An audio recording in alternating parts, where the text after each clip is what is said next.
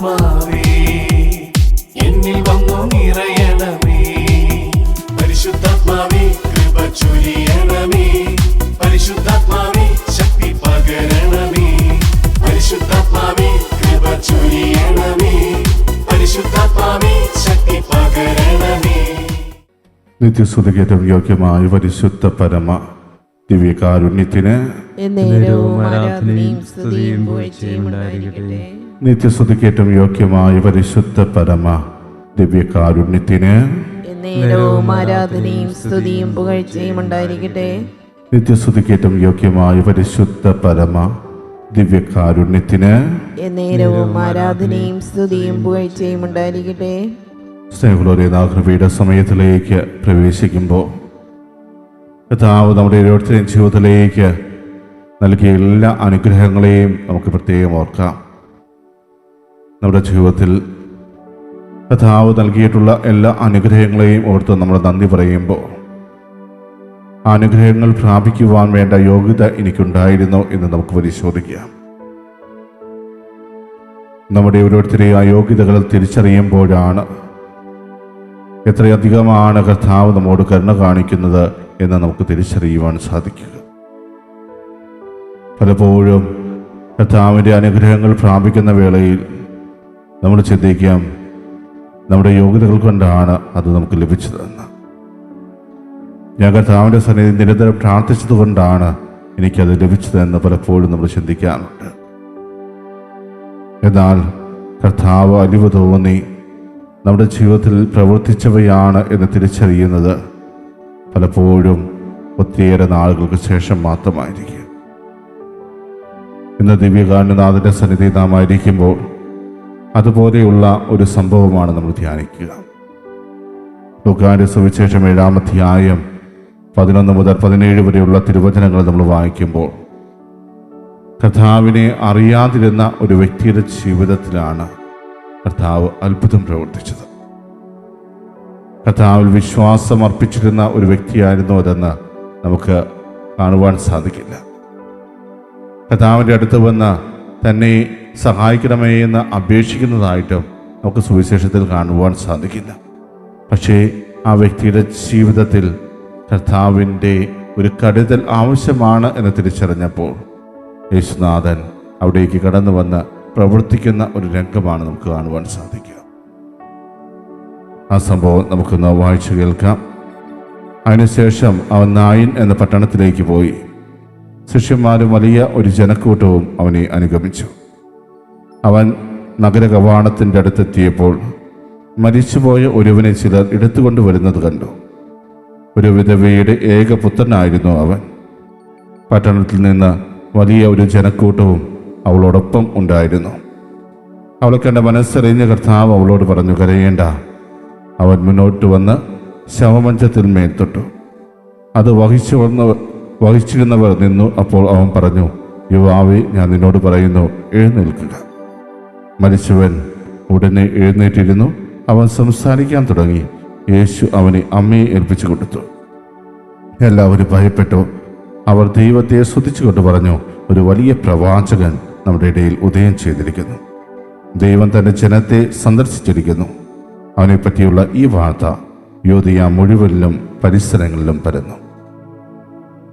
സഹോദരരെ, ഈ സുവിശേഷ ഭാഗത്തിന് തൊട്ടു മുമ്പ് നമ്മൾ കാണുക ശതാധിപന്റെ ഭൃത്യനെ സുഖപ്പെടുത്തുന്ന ഒരു കാര്യമാണ്. അവിടെ ശതാധിപൻ യേശുവിൻ്റെ അടുക്കലേക്ക് കുറച്ച് യഹൂദ പ്രമാണികളെ അയക്കുന്നുണ്ട്. അവരൊന്ന് യേശുവിനോട്, ഈ ശതാധിപന്റെ ഭൃത്യൻ ഇതുപോലെ സുഖമില്ലാതെ കിടക്കുകയാണ്, അവനെ സുഖപ്പെടുത്തണം, നീ അവന് ഇത് ചെയ്തു കൊടുക്കുന്ന വളരെ ഉചിതമാണ്, നമുക്ക് വേണ്ടി ഒത്തിരിയേറെ കാര്യങ്ങൾ ചെയ്തു തന്നവനാണ് ഈ ശതാധിപൻ എന്നെല്ലാം റെക്കമെൻഡ് ചെയ്യുന്നത് നമുക്ക് കാണുവാൻ സാധിക്കും. അവിടെ ശതാധിപൻ തൻ്റെ ഭൃത്യനോടുള്ള ആ സ്നേഹത്തെ പ്രതിയാണ് ഈ യഹൂദ പ്രമാണികളെ യേശുവിൻ്റെ അടുക്കിലേക്ക് അയച്ചത്. അവരെ സംബന്ധിച്ചും ശതാധിപന് വേണ്ടി സഹായം ചോദിച്ച് യേശുവിൻ്റെ അടുക്കൽ പോകുക എന്നത് വളരെ സന്തോഷകരമായ ഒരു കാര്യമാണ്. കാരണം അവർക്ക് വേണ്ടി ഒത്തിരിയേറെ കാര്യങ്ങൾ ചെയ്തു കൊടുത്തിട്ടുള്ളതാണ്. ഒരു സിനഗോഗ് അവർക്ക് വേണ്ടി പണി കഴിപ്പിച്ചു കൊടുത്തിട്ടുണ്ട്. മാത്രമല്ല തങ്ങളുടെ ജനങ്ങളെ അവൻ ഒത്തിരിയേറെ സ്നേഹിക്കുന്നു. അങ്ങനെ ഒത്തിരിയേറെ കാര്യങ്ങൾ ഈ യഹൂദ പ്രമാണികൾ യേശുവിനോട് പറയുന്നതായിട്ട് നമുക്ക് കാണുവാൻ സാധിക്കും. അതിനുശേഷം യേശു ആ ശതാധിപൻ്റെ ഭവനത്തിൻ്റെ അടുത്തെത്തുമ്പോൾ, ഗുരു, അങ്ങ് എൻ്റെ ഭവനത്തിൽ പ്രവേശിക്കുവാൻ വേണ്ട യോഗ്യത എനിക്കില്ല, അങ്ങ് ഒരു വാക്ക് കൽപ്പിച്ചാൽ മാത്രം മതി, അവൻ സുഖം പ്രാപിക്കുമെന്ന് ശതാധിപൻ പറയുമ്പോൾ യേശു പോലും അത്ഭുതപ്പെട്ടു പോകുന്നുണ്ട്. കാരണം ആ ശതാധിപൻ്റെ വിശ്വാസം എന്ന് പറയുന്നത് അത്ര വലുതായിരുന്നു. അതിൻ്റെ വെളിച്ചത്തിലാണ് അവിടെ ആ ഒരു അത്ഭുതം നടക്കുന്നത്. എന്നാൽ നായിലെ വിധവയുടെ കാര്യത്തിൽ അങ്ങനെയുള്ള ഒരു കാര്യം നമുക്ക് കാണുവാൻ സാധിക്കില്ല. അവൻ വെളിയിലേക്ക് ഇറങ്ങിയപ്പോൾ, അവൻ ആ പട്ടണത്തിലൂടെ നടക്കുമ്പോൾ വലിയൊരു ജനക്കൂട്ടത്തെ അവൻ്റെ ശ്രദ്ധയിൽപ്പെടുകയാണ്. ആ മരിച്ചുപോയ ഒരുവനെ ചുമന്നുകൊണ്ടാണ് അവർ അതിലൂടെ കടന്നു വന്നത്. അപ്പോഴും ആ വിധവ കരഞ്ഞുകൊണ്ട് ആ ഒരു യാത്രയുടെ പുറകെയുണ്ട്. അവർ ചുമന്നുകൊണ്ട് പോകുമ്പോൾ കരഞ്ഞ് നിലവിളിച്ചു കൊണ്ട് പോകുന്ന ആ വിധവയുടെ മുഖത്തേക്ക് നോക്കിയപ്പോൾ ഒരു പക്ഷേ യേശുവിന് തൻ്റെ അമ്മയെക്കുറിച്ച് ഓർത്തിട്ടുണ്ടാകും. തൻ്റെ അമ്മയും ഏതാനും വർഷങ്ങൾ കഴിയുമ്പോൾ ഇതുപോലെ തന്നെ വിലപിക്കേണ്ട ഒരുവളാണ്. തൻ്റെ മരണത്തിൽ എത്രമാത്രം തൻ്റെ അമ്മ വേദനിക്കുമെന്ന് ആ നിമിഷം ഒരുപക്ഷെ യേശുവും തിരിച്ചറിഞ്ഞിട്ടുണ്ടാകാം. ആ അമ്മയുടെ വേദന തൻ്റെ വേദനയായി ഉൾക്കൊണ്ടുകൊണ്ട് യേശു ആ അമ്മയുടെ ജീവിതത്തിലേക്ക് കടന്നു വന്ന് പ്രവർത്തിക്കുന്ന ഒരു രംഗമാണ് നമ്മളവിടെ കാണുക. ഒന്ന് ആലോചിച്ച് നോക്കുക. ഒരു പരിചയമില്ലാത്തൊരു സ്ത്രീ, അത് ഒരു വിധവയാണ് എന്ന് പറയുമ്പോൾ അന്നത്തെ സ്ഥലത്തെ ഒരു പ്രത്യേകത എന്തായിരുന്നു? വിധവകൾക്കും പ്രത്യേകിച്ച് സ്ത്രീകൾക്കുമൊന്നും അധികം പ്രാധാന്യം അവിടെ കിട്ടിയിരുന്നില്ല. അവരുടെ ജീവിതാവസ്ഥയിൽ ഒത്തിരിയേറെ പ്രശ്നങ്ങൾ നേരിടാനുള്ള ഒത്തിരിയേറെ സാധ്യതകൾ അവിടെ ഉണ്ടായിരുന്നു. ശരിക്കും വളരെ മോശമായ ഒരു അവസ്ഥയിലൂടെയായിരിക്കും ഒരു വിധവ കടന്നു പോവുക. കാരണം സഹായിക്കുവാൻ ആരും ഉണ്ടായിരിക്കില്ല. അവിടെ പുരുഷ ആധിപത്യമാണ് ഉണ്ടായിരുന്നത്. അതുകൊണ്ട് തന്നെ സ്ത്രീകളുടെ കാര്യത്തിൽ യാതൊരു ശ്രദ്ധയും അവർ കൊടുത്തിരുന്നില്ല. അപ്പം അങ്ങനെയുള്ളപ്പോൾ ഒരു വിധവയുടെ കാര്യം ഒട്ടും പറയാൻ പറ്റുന്ന ഒരു കാര്യമല്ല. പ്രത്യേകിച്ച് ഒരു വിധവയുടെ ഏക ആശ്രയമായിരുന്ന ഒരു മകൻ മരിച്ചുപോയ അവസ്ഥയിൽ വളരെ പരിതാപകരമായ അവസ്ഥയിലേക്കായിരിക്കും ഈ സ്ത്രീ കടന്നു പോവുക. ഇതെല്ലാം മുൻകൂട്ടി കണ്ടുകൊണ്ട് യേശു ആ സ്ത്രീയുടെ ജീവിതത്തിലേക്ക് കടന്നു വന്നു. അവളൊരു വിശ്വാസിയായിരുന്നില്ല. പക്ഷേ അവളുടെ വിഷമം തൻ്റേതായി മനസ്സിലാക്കിക്കൊണ്ട് യേശു അവരുടെ ഇടയിലേക്ക് കടന്നു വന്നു. ആ ശവമഞ്ചം വഹിക്കുന്നവരെ തടഞ്ഞു നിർത്തി.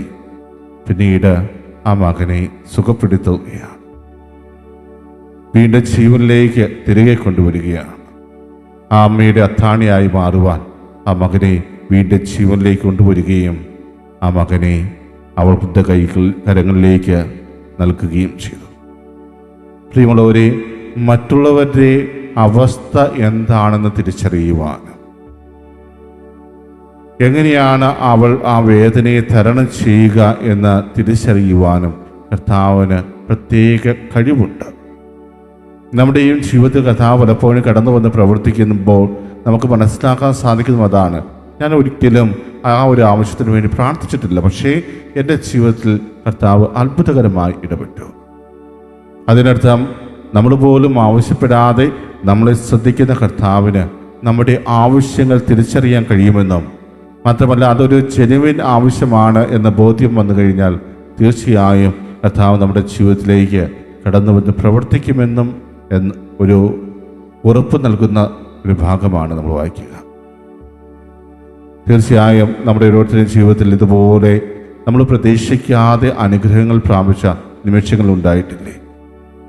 അങ്ങനെ ഉണ്ടായിട്ടുണ്ടെങ്കിൽ പ്രിയമുള്ളവരെ, കർത്താവിൻ്റെ സന്നിധിയിൽ നിങ്ങൾ നന്ദി അർപ്പിക്കുക. കാരണം അത് കർത്താവ് അവിടുത്തെ അനന്തമായ ദയയാൽ നമ്മുടെ ജീവിതത്തിലേക്ക് കടന്നു വന്ന് പ്രവർത്തിച്ചതാണ്. നമ്മുടെ ജീവിതത്തിൽ ആ ഒരു അത്ഭുതം നടന്നത് കർത്താവിൻ്റെ പൂർണ്ണമായ ദയ അനുഭവിക്കുവാൻ ഇടയായത് കൊണ്ട് മാത്രമാണ്. അവൻ അലിവ് തോന്നി നമ്മുടെ ജീവിതത്തിൽ പ്രവർത്തിച്ചു.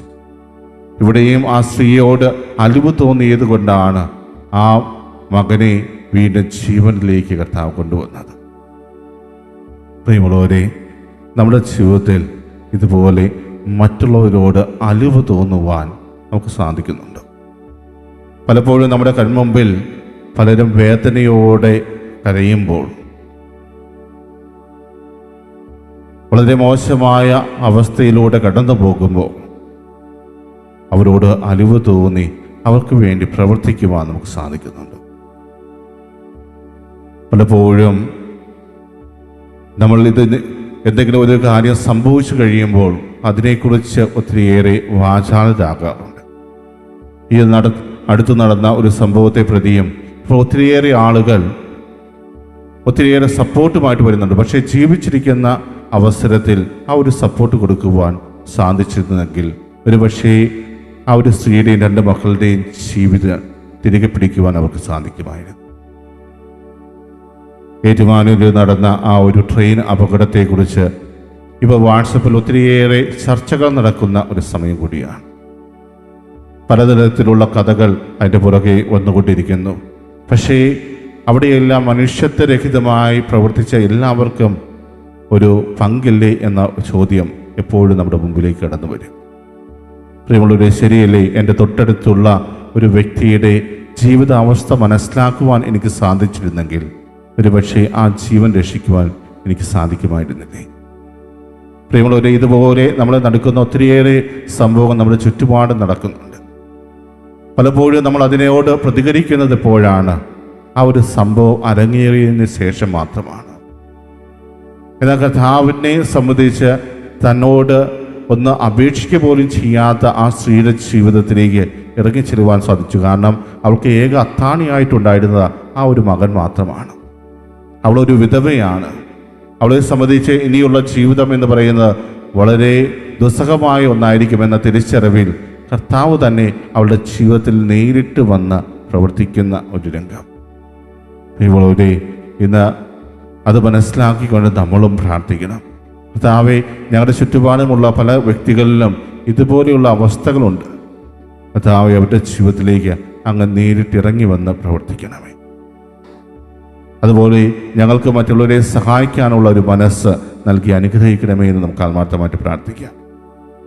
കർത്താവിൻ്റെ കരുണ അത് നമ്മുടെ ജീവിതത്തിലേക്ക് നമ്മൾ ഏറ്റെടുത്താൽ മാത്രം പോരാ, ആ കരുണ മറ്റുള്ളവർക്ക് പകർന്നു കൊടുക്കുവാൻ നമുക്ക് സാധിക്കണം. ദൈവം നമ്മളിൽ നിന്ന് പ്രതീക്ഷിക്കുന്നതും അതുതന്നെയാണ്. നിന്റെ ജീവിതത്തിലൂടെ നീ ദൈവത്തിൻ്റെ കരുണയുടെ മുഖമായിട്ട് മാറുക. ദൈവം എപ്രകാരമാണോ നിന്റെ ജീവിതത്തിലേക്ക് കടന്നു വന്ന് പ്രവർത്തിച്ചത്, അതുപോലെ തന്നെ നീ മറ്റുള്ളവരുടെയും ജീവിതത്തിലേക്ക് ഇറങ്ങിച്ചെന്ന് പ്രവർത്തിക്കുക. കർത്താവ് അതുപോലെ നമ്മളിൽ നിന്ന് പ്രതീക്ഷിക്കുമ്പോൾ ആ പ്രതീക്ഷകൾക്ക് വിപരീതമായി ഒന്നും ചെയ്യാതെ കർത്താവ് ആഗ്രഹിക്കുന്നത് പോലെ നമ്മുടെ ജീവിതത്തിൽ പ്രവർത്തിക്കുവാൻ നമുക്ക് സാധിക്കണം. കർത്താവിൻ്റെ കരുണയുടെ മുഖമായിട്ട് നമ്മൾ ഓരോരുത്തരും മാറണം. പിതാവായ ദൈവത്തിൻ്റെ മുഖമായി പുത്രനായ ദൈവം മാറിയതുപോലെ നമ്മുടെ ജീവിതത്തിൽ ആ പുത്രനായ ദൈവത്തെ പ്രകടമാക്കുവാൻ നമുക്ക് സാധിക്കണം. നമ്മളെ അനുഗ്രഹിച്ച നല്ലവനായ തമ്പുരാന് നമുക്ക് പ്രത്യേകം നന്ദി അർപ്പിക്കാം. ഇനിയും കർത്താവിൻ്റെ വലിയ കരുണ നമ്മുടെ ഓരോരുത്തരെയും ജീവിതത്തിലേക്ക് കടന്നു വരുന്നതിന് വേണ്ടി നമുക്ക് പ്രത്യേകം പ്രാർത്ഥിക്കാം. ഏതൊരാവശ്യത്തിലും കർത്താവിലേക്ക് കടന്നു വരുവാനും കർത്താവിൽ പൂർണ്ണമായി ശരണം പ്രാപിക്കുവാനും നമുക്ക് പരിശ്രമിക്കാം. നമ്മുടെ ജീവിതത്തിൽ എല്ലാം സാധ്യമായവൻ ഒരുവൻ മാത്രമേ ഉള്ളൂ, അത് കർത്താവാണ്. ആ ഒരു ബോധ്യത്തിൽ കർത്താവിൻ്റെ സന്നിധിയിൽ നമ്മൾ തന്നെ പൂർണ്ണമായി എളിമയോടെ സമർപ്പിക്കുവാനും അഹങ്കാരത്തിൻ്റെ ചിന്തകളെല്ലാം മാറ്റിവെച്ചുകൊണ്ട് ദൈവം നമ്മെ വിളിക്കുമ്പോൾ അതിന് ഉത്തരം നൽകുവാനും എളിമയോടെ അവനോടൊപ്പമായിരിക്കുവാനും നമുക്ക് പരിശ്രമിക്കാം. ആ ഒരു കൃപ നമ്മുടെ ഓരോരുത്തരും ജീവിതത്തിലേക്ക് നൽകി അനുഗ്രഹിക്കണമെന്ന് നമുക്ക് പ്രാർത്ഥിച്ചുകൊണ്ട് അവിടുത്തെ ആശീർവാദം നമുക്ക് ഏറ്റുവാങ്ങാം.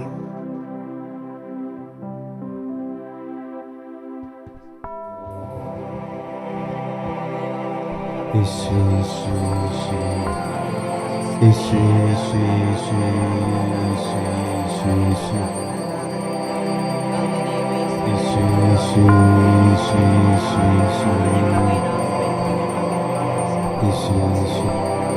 പരിശുദ്ധ പരമമാ ദിവ്യകാരുണ്യമേ, എന്നുമെന്നും അങ്ങേക്കാരാധന. പരിശുദ്ധ പരമമാ ദിവ്യകാരുണ്യമേ, എന്നുമെന്നും അങ്ങേക്കാരാധന. പരിശുദ്ധ പരമമാ ദിവ്യകാരുണ്യമേ, എന്നുമെന്നും അങ്ങേക്കാരാധന.